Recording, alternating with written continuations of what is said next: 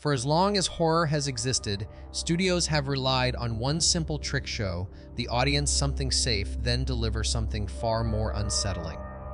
Decade after decade, posters have served as polished masks, bright colors, clever taglines, and harmless imagery designed to ease viewers into a false sense of security.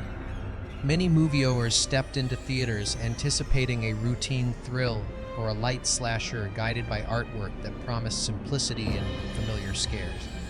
Instead, they were confronted with films that dove into psychological torment, moral decay, and violence so unrestrained that the marketing seemed almost dishonest in hindsight. These posters weren't accidents of design. They were carefully constructed illusions. They softened sharp edges, concealed twisted narratives, and disguised stories that studios feared might repel an unsuspecting public. The result was a wave of horror films whose true natures lurked behind cheerful faces, whimsical fonts, and sanitized visuals, cinematic traps waiting to spring shut the moment the opening credits began to roll. Some viewers described the experience as a form of ambush. Others said the films felt like a breach of trust, the equivalent of being lured into a dark room under a friendly invitation. But for horror fans, this deception became part of the genre's mythology, an invitation to step into the unknown beyond the promises printed on lobby cards and VHS covers. Tonight, we explore 15 films that perfected this illusion. Movies advertised as mild, playful, or conventional, yet hiding something far darker than their posters ever dared admit. Number 1, Alice Sweet Alice, 1976. The promotional art for Alice Sweet Alice is strikingly deceptive. The childish raincoat, the plastic mask, the bright color palette, everything hints at a stylized slasher with fairy tale eccentricity. It suggests a quirky, almost theatrical horror experience anchored around a mysterious child wielding a knife. But the film itself is a far more disturbing exploration of religious repression, emotional fragmentation, and the suffocating expectations placed on children within a devout community. Instead of playful horror, the story delivers a grim and unflinching dissection of jealousy, guilt, and the consequences of misunderstanding. The poster avoids any suggestion of the heavy Catholic symbolism threaded through the narrative. It never hints at the grotesque rituals, the suffocating atmosphere of moral judgment, or the way the film examines innocence eroded by suspicion. The violence depicted is not stylized fun. It is intimate, messy, and tied deeply to the characters' fragile emotional worlds. As accusations mount and paranoia spreads, the film becomes less about a killer in a mask and more about a community unraveling under its own rigidity. For audiences expecting a conventional slasher, the tonal shift was startling. Instead of clean narratives and genre tropes, they encountered a grim look at the ways families fracture under pressure. Even the central twist carries emotional weight that the poster never hinted at. Alice Sweet Alice stands as a powerful example of deceptive marketing, a bright, haunting image used to conceal a deeply human tragedy beneath it. Number 2, He Knows You're Alone, 1980. The poster for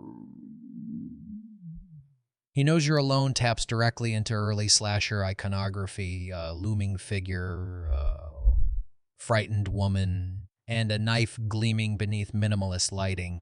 It conjures the expectation of a formulaic stalk and slash experience packed with jump scares, bloody crescendos, and the rhythm audiences had come to expect in the wake of Halloween. But rather than embracing slasher theatrics, the film follows a quieter, more unsettling path. Its true horror comes from subtle observation, lingering glances, and a killer who feels disturbingly ordinary, more like a real predator than an iconic movie villain. The marketing makes no mention of the film's subdued pacing or its heavy emphasis on tension built through silence. Instead of elaborate kills or shocking set pieces, the movie delivers an uncomfortable study in dread, anchored in the feeling of being watched without understanding why. The stalker's motivations are grounded, his actions eerily plausible, and the resulting atmosphere is one of slow suffocation rather than adrenaline. For viewers expecting a spectacle, this difference was striking. They came prepared for slasher fireworks, only to be met with a narrative that creeps rather than leaps, focusing on anxiety rather than gore. The poster's bold imagery suggests violence front and center, but the film's impact lies in its restraint, the way it weaponizes mundane moments and quiet spaces. In masking its true approach, the marketing inadvertently intensified the unease. He Knows You're Alone remains unsettling not because of its knife, but because of how real its fear feels. Number 3, Humongous, 1982. The poster for Humongous leans into classic creature feature marketing, oversized fonts, implied monstrosity, and a pulpy promise of a wild beast lurking in the shadows. It gives the impression of a ferocious, larger-than-life monster terrorizing a stranded group, the kind of drive and spectacle filled with loud scares and explosive action. But the reality behind that decorative artwork is far more somber. Instead of delivering an outsized creature rampage, the film reveals a story rooted in assault trauma and a lifetime deformed by violence. The monster is not a fantastical creation. It is the tragic result of human cruelty left to fester in total isolation. Nothing in the marketing hints at this bleak foundation. The poster hides the grim prologue, the emotional weight attached to the antagonist, and the suffocating atmosphere that permeates every scene. Much of the movie unfolds, not through spectacle, but through quiet dread and broken characters stumbling into a history they never expected to uncover. The violence is not grand or theatrical. It's blunt, heavy, and stripped of the fun energy the poster suggests. For viewers expecting a bombastic creature movie, the tone comes as a shock. The island setting, harsh, lonely, and drenched in decay, feels like an extension of the pain that created the film's monstrous figure. In the end, Humongous isn't a romp at all, but a grim morality tale hiding behind an oversized, sensational poster. Its marketing promised entertainment, but the film delivered a stark look at brutality inherited across generations. Number 4, The Initiation, 1984.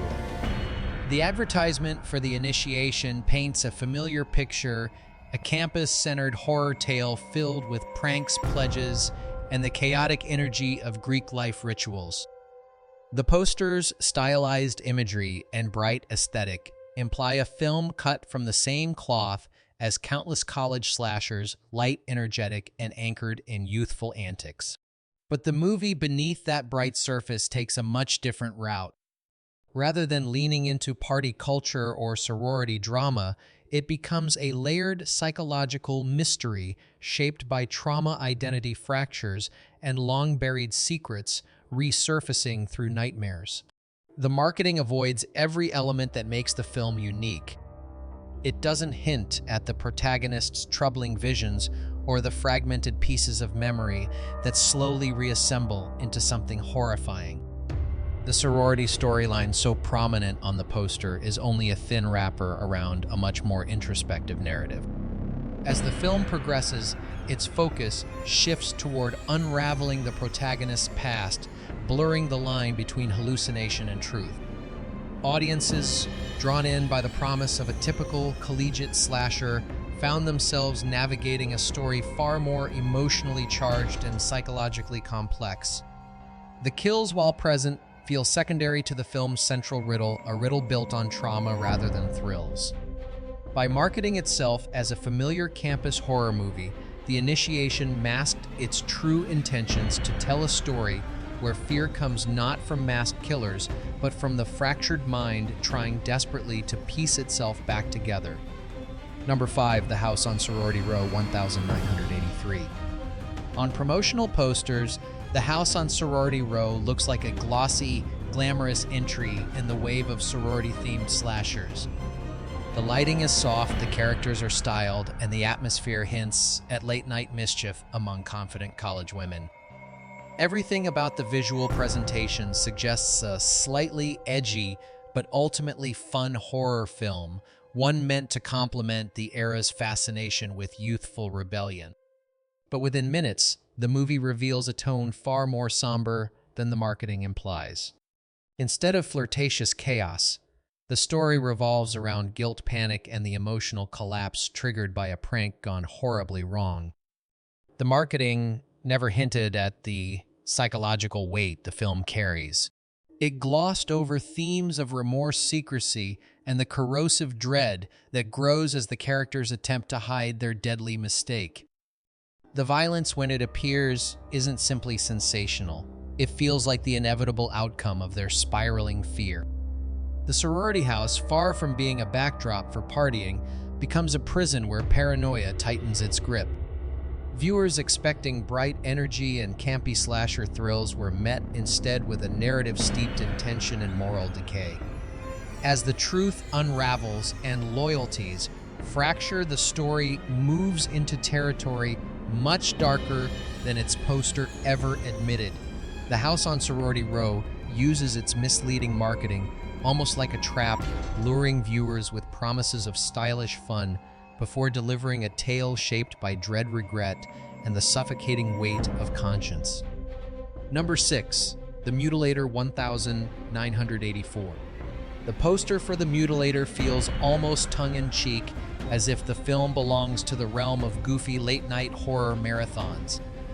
Its oversized weapon, bright palette, and almost cartoonish composition signal a party-ready slasher, the kind of movie where outrageous kills invite laughter as much as screams. Yet beneath that seemingly playful exterior lies a film steeped in bitterness, grief, and violence that lands with a disturbing heaviness the artwork never suggests. Instead of a campy gorefest, audiences stepped into a story shaped by emotional wounds and a father's rage warped into something deadly. The marketing leaned into spectacle, but the film itself is surprisingly somber. Its opening tragedy, quiet, tragic, and foundational, casts a shadow over every scene that follows. The kills, far from being slapstick or exaggerated, unfold with a grim brutality that strips away any sense of fun. They feel personal, rooted in unresolved trauma, and executed with a cruelty that clashes sharply with the poster's almost humorous tone. For many viewers, this disconnect was jarring. They anticipated something loud and carefree, only to encounter a slasher that treats violence not as entertainment, but as a painful extension of its characters' fractured relationships. Even the setting, isolated, melancholic, heavy with silence, feels worlds away from the energetic image sold by the marketing. The Mutilator remains a compelling example of deceptive advertising, a bright, playful fade disguising a story drenched in sorrow, resentment, and the darker side of familial collapse. Number 7. Mortuary 1983. The poster for Mortuary leans heavily on supernatural iconography, graveyard fog, ominous shadows, and a spectral hand stretching upward as though something unholy is clawing its way to the surface. These images suggest a full embrace of occult horror, leading audiences to expect rituals, restless spirits, and paranormal terror. Yet the film underneath that spooky aesthetic defies the poster's promises. Rather than a tale of ghosts or demonic influence, Mortuary unfolds as a grounded thriller centered on manipulation, obsession, and the fragile emotional states hiding behind closed doors. Its promotional campaign capitalized on the era's fascination with supernatural scares. But the movie instead pulls viewers toward a story driven by interpersonal betrayals and human violence.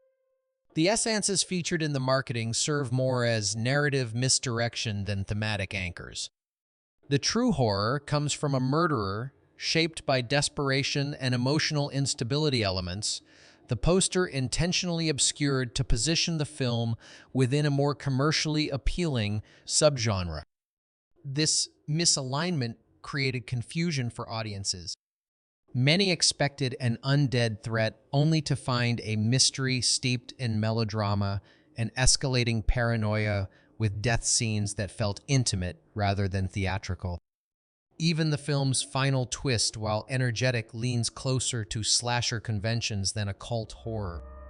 The poster's supernatural fade ultimately heightened the shock viewers bracing for ghostly terror, instead confronted a story about human cruelty wearing the mask of something mystical. Mortuary stands as one of the era's more striking examples of marketing that intentionally misdirects, hiding a very human darkness behind the illusion of the supernatural. Number 8, Curtains, 1983. The promotional art for Curtains conveys a sense of theatrical elegance, dramatic lighting, polished composition, and an aura of stylish horror that could easily pass for a refined performance-driven thriller. It appears to present murder as spectacle, graceful, choreographed, and infused with artistic flair. But once the film begins, that illusion collapses.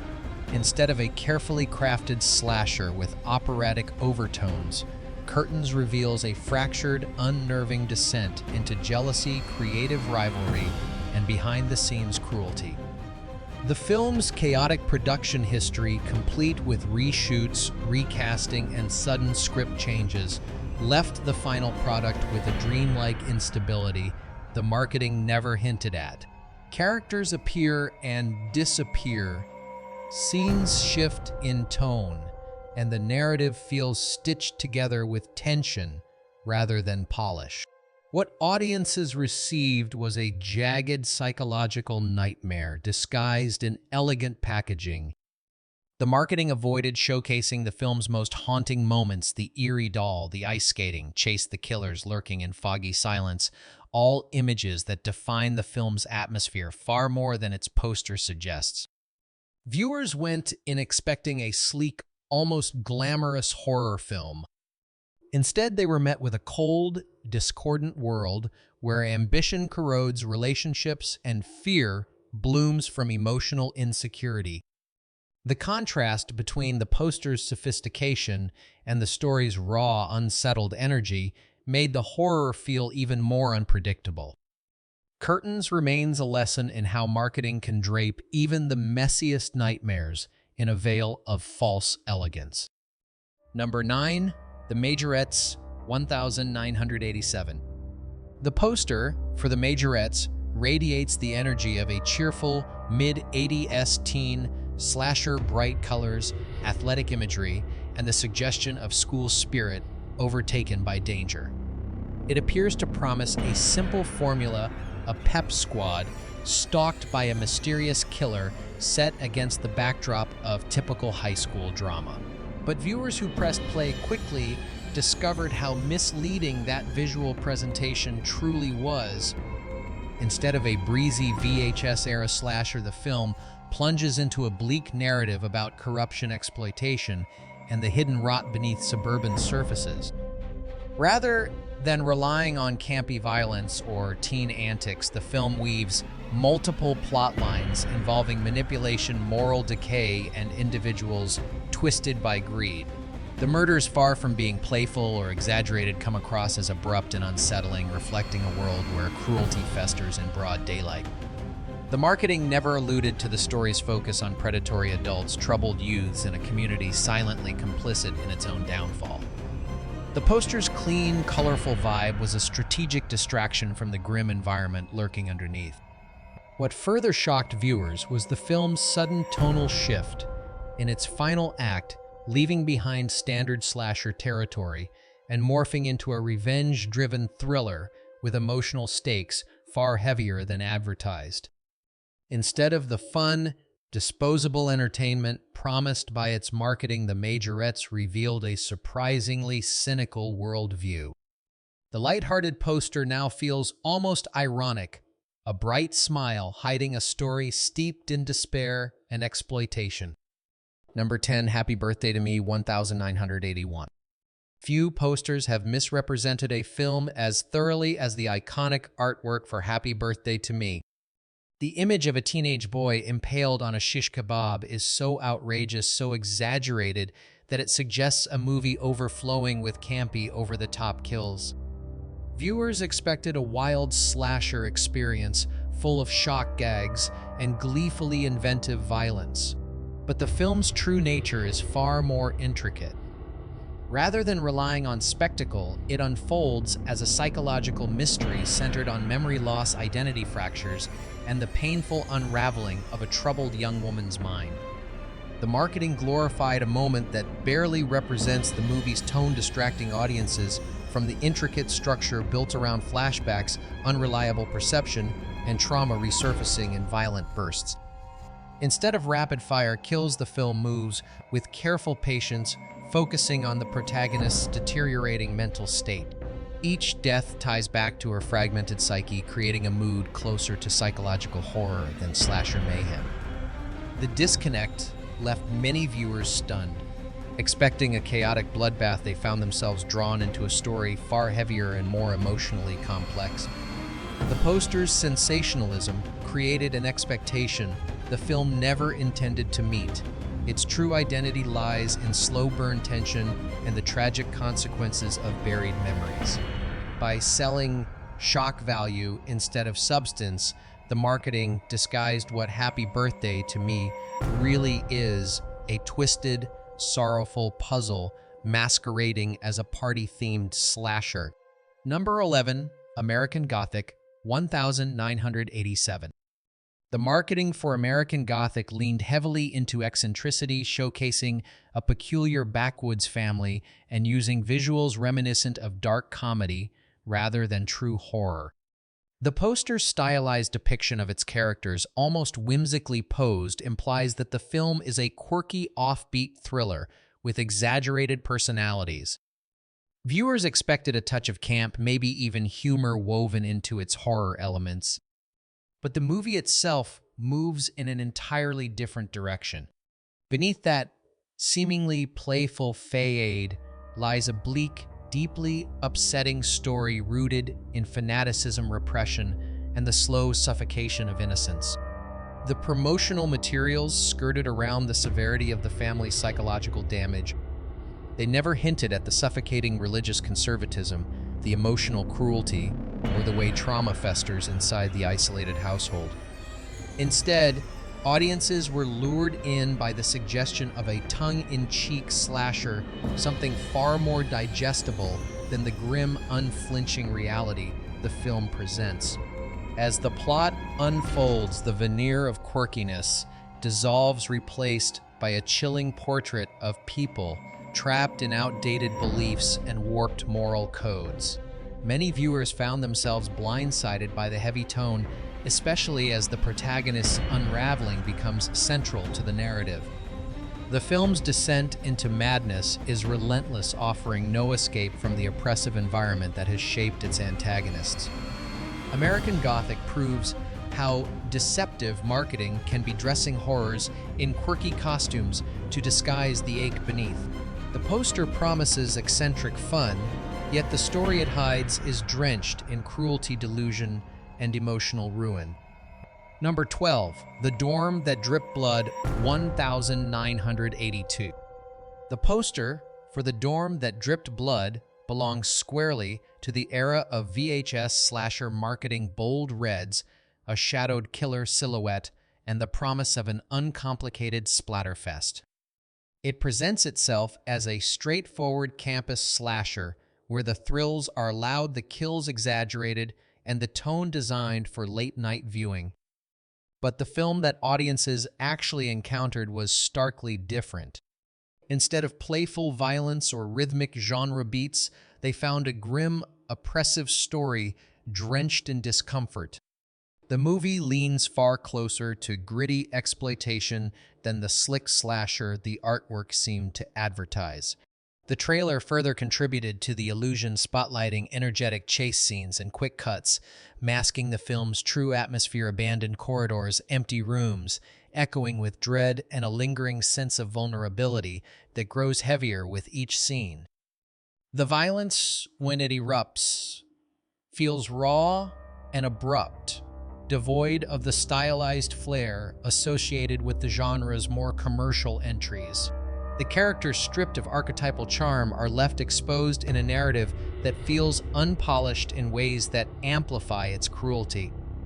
This dissonance between expectation and reality shocked viewers who came in for an easy thrill. What they received instead was a film soaked in hopelessness, culminating in a finale that left many unsettled long after the credits rolled. The poster may promise familiar slasher entertainment, but the dorm that dripped blood delivers a much harsher descent, one that weaponizes isolation and bleakness to leave a deeper scar than its marketing ever suggested. Number 13, Sweet 16, 1983. The promotional materials for Sweet 16 radiated the glossy appeal of an early 80s teen slasher. Neon highlights, youthful faces, and a title that suggested a coming-of-age story with a sharp, playful edge. To anyone glancing at the poster, the film seemed designed for fans of light genre fun, another movie where teenage tension leads to predictable scares. But beneath that bright exterior lies a narrative far heavier than the ads suggested. Instead of a breezy horror outing, viewers encountered a somber drama shaped by racial conflict, prejudice, and the violent misunderstandings simmering beneath a small town's quiet surface. The marketing completely sidestepped the film's emotional weight. It ignored the social commentary, the tragic misunderstandings, and the subtle character dynamics that shaped the unfolding violence. The imagery suggested a slasher in the tradition of Friday the 13th, but the film's true focus lies on cultural friction and the devastating consequences of fear disguised as morality. As the story progresses, the killings feel less like genre set pieces and more like eruptions of tension that has been building long before the plot begins. Viewers expecting a carefree slasher found themselves tangled in a narrative where innocence, guilt, and identity become painfully intertwined. The poster's cheerful deception only made the film's bleak revelations hit harder. Sweet 16 is remembered not only for its themes, but for how drastically its marketing misrepresented them, turning a complex, sorrow-tinged horror drama into an unexpected shock for anyone who believed the artwork. Number 14, The Silent Scream, 1979. At first glance, The Silent Scream appears to belong to the long line of sun-drenched college thrillers that filled the late 1970s. The poster shows youthful faces, coastal scenery, and a mood that gestures toward carefree student life disturbed by a mysterious threat, something light enough for a weekend horror crowd. Yet the reality lurking inside the film could not be more different. What begins as a seemingly routine slasher quickly spirals into a suffocating psychological tale anchored in a decaying mansion ruled by secrets no promotional material ever acknowledged. The trailer leaned heavily on energy and momentum, suggesting a conventional youth in peril story. In truth, the film draws its power from eerie stillness, from the quiet dread of characters trapped in a house governed by trauma and instability. The unstable matriarch, the locked rooms, the whispers in dark hallways, none of these crucial elements appear in the ads. Instead, audiences were sold the illusion of a lively slasher only to be confronted with creeping paranoia and abrupt, vicious violence that contrasts sharply with the warm, inviting visuals used to promote the movie. This bait and switch left many viewers rattled. Rather than a predictable college slasher, they found a story steeped in madness and hidden histories. The contrast heightened the fear, making every revelation feel sharper and more claustrophobic. The Silent Scream endures because its marketing masked the truth so thoroughly that the film's darkness felt like an ambush. The poster promised sunshine. What the audience got was a descent into familial horror. Number 15, The Baby, 1973. When audiences first encountered the poster for The Baby, nothing suggested the deeply warped horror they were about to witness. The artwork looks almost whimsical, soft lighting, gentle colors, and a tone that feels closer to an offbeat family drama than a descent into manipulation and captivity. It presented itself as a curious little film about a strange household, perhaps eccentric, but ultimately harmless. But the story behind that fade is one of the most unsettling and psychologically invasive narratives of the 1970s. Instead of quirky, domestic tension, viewers were confronted with a grown man infantilized by a family that has weaponized control dependency and emotional imprisonment for their own disturbing purposes. The marketing never hinted at the cruelty that drives the plot. It avoided the themes of psychological abuse, coercion, and the grotesque power dynamic that defines the characters' lives. Everything about the poster is engineered to disarm the audience, to prepare them for a peculiar drama rather than a creeping nightmare. And for many viewers, the shock was immediate. Reports from early screenings describe people reacting with disbelief, insisting that the promotional materials had misled them entirely. As the film progresses, the smiling imagery of the poster becomes an eerie counterpoint to the bleak reality unfolding on-screen. The tension builds, slowly revealing layer after layer of manipulation until the story reaches an ending as twisted as it is unexpected. The Baby remains notorious, not just for its content, but for how effectively its marketing concealed the nightmare ahead, making the eventual reveal land with even greater force. BONUSFILM Lady in a Cage 1964.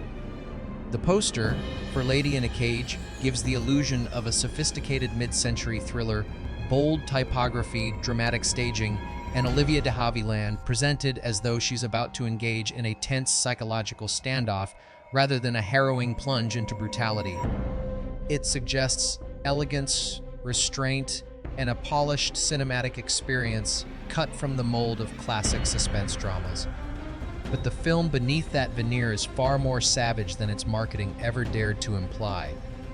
Rather than a stylish thriller, viewers were met with a suffocating home invasion nightmare that strips away any hint of glamour within minutes. The story centers on a woman trapped inside her private elevator during a power outage, and while the poster hints at discomfort, it never reveals the desperation, chaos, and moral decay that flood into her home as predatory strangers break in. There's no trace in the artwork of the raw violence, the emotional cruelty, or the sense of society collapsing just beyond the bars of the cage that holds her suspended. The movie unfolds like a howl of rage, an indictment of indifference, opportunism, and the thin veneer of civility people cling to when danger feels distant. Audiences who entered expecting a refined Hitchcock-like thriller were stunned by how quickly the film abandons sophistication for raw terror.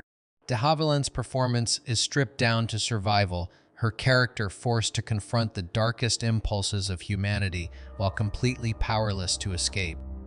The marketing hid all of this, framing the film as a prestige drama rather than an early, startling precursor to the exploitation horror that would soon emerge.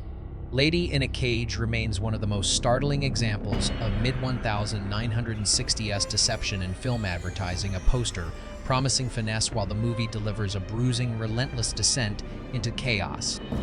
If these deceptive posters have taught us anything, it's that the darkest stories rarely announce themselves. If you want to keep uncovering the hidden truths, the forgotten cuts, and the films that mask their nightmares behind friendly artwork, stay close. Subscribe, share this episode with someone who still trusts a movie poster in return for more revelations. The fade is only the beginning. There are far deeper shadows waiting beyond it.